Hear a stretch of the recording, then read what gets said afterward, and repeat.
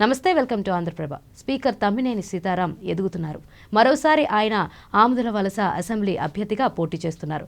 ఆయనకు సొంత పార్టీలోనే వ్యతిరేక వర్గాలు ఉన్నాయి. గత 5 సంవత్సరాలుగా కొనసాగుతూ వచ్చాయి.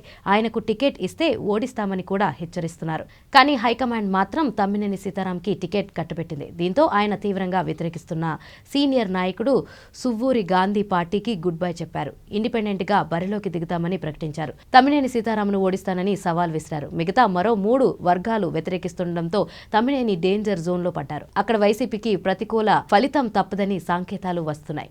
తమ్మినేని సీతారాం సీనియర్ నాయకుడు. తెలుగుదేశం పార్టీలో సుదీర్ఘకాలం పనిచేశారు. ఎన్టీఆర్తో పాటు చంద్రబాబు ప్రభుత్వంలో కీలక మంత్రి పదవులు చేపట్టారు. 2004 ఎన్నికల్లో సిట్టింగ్ మంత్రిగా ఉంటూ ఓడిపోయారు. 2019 వరకు వరుసగా ఓటమి పాలవుతూ వచ్చారు. 2004 ఎన్నికల్లో టీడీపీ అభ్యర్థిగా పోటీ చేసి ఓడిపోయారు. 2009లో చిరంజీవి నేతృత్వంలోని ప్రజారాజ్యం పార్టీలో చేరారు. ఆ పార్టీ తరపున పోటీ చేశారు. అక్కడ కూడా ఓటమి తప్పలేదు. అనంతరం తెలుగుదేశం పార్టీలో చేరారు.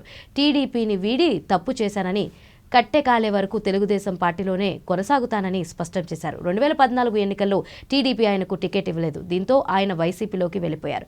ఆ ఎన్నికల్లో వైసీపీ తరపున పోటీ చేశారు. మళ్లీ ఓటమి ఎదురైంది. 2019 ఎన్నికల్లో మరోసారి వైసీపీకి అభ్యర్థిగా పోటీ చేసి విజయం సాధించగలిగారు తమ్మినేని.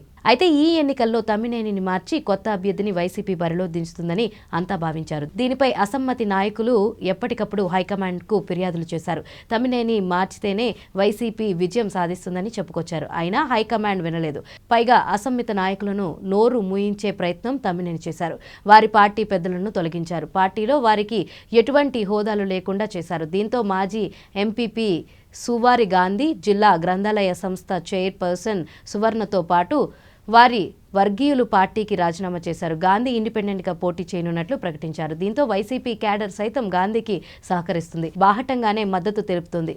తమ్మినేని కానీ హైకమాండ్ కానీ దిద్దుబాటు చర్యలు చేపట్టడం లేదు. దీంతో ఇక్కడ వైసీపీకి ప్రతికూల పరిస్థితులు తప్పవని విశ్లేషకులు అభిప్రాయపడుతున్నారు. మరోవైపు జనసేనతో పాటు బీజేపీ సైతం ఇక్కడ యాక్టివ్గా ఉంది. అందుకే ఇప్పుడు కూటమి అభ్యర్థి తప్పకుండా గెలుపొందుతారని సర్వత్రా వినిపిస్తుంది. మరి ఏం జరుగుతుందో చూడాలి.